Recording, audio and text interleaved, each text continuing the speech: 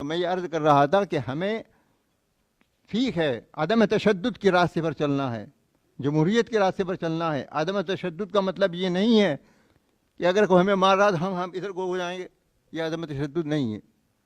ہم خود اقدام نہیں کریں گے تشدد کا، لیکن اگر کوئی ہمارے ساتھ اس طرح کا معاملہ کرتا ہے ہم گھر میں گھس جائیں گے۔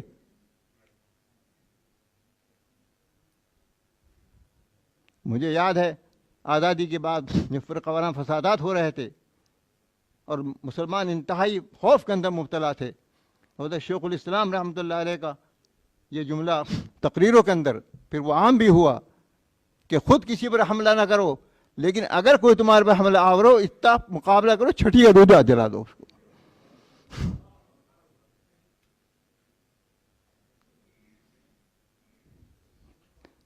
تو عدم تشدد ایک تو وہ تھا جو انگریز کے زمانے میں تھا کہ ہم انگریز کی فوج کا مقابلہ نہیں کریں گے، ٹھیک ہے، مقابلہ کرنے کی ہمت نہیں رہی تھی، راستہ بدل دیا تھا۔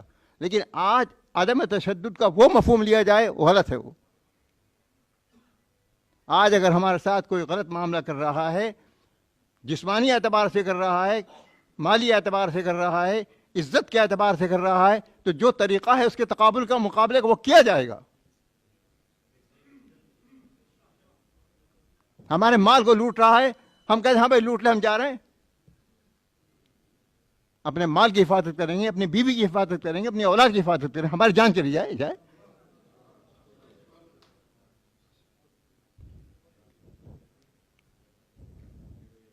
ہم جو بار بار یہ بات کہتے ہیں کہ غیر مسلم برادران وطن کا رواداری برتو، رواداری برتو، رواداری برتو، اس کا مطلب یہ نہیں ہے کہ ہم مزدل ہو کر گھر میں بیٹھ جائیں گے۔ لیکن ایک طبقہ ہے جو ہماری اس فکر کو غلط طریقے پر پیش کرتا ہے، میں اسی کو دور کرنا چاہتا ہوں۔ حالات اس طرح کے بن رہے ہیں، مسلمانوں کو مشتعل کرنے کی کوشش کی جاتی ہے، انفرادی واقعات سے بھی کی جاتی ہے، اجتماعی شکل کے اندر بھی کی جاتی ہے۔ ہم ان کو صبر کی، تحمل کی تلقین کر رہے ہیں۔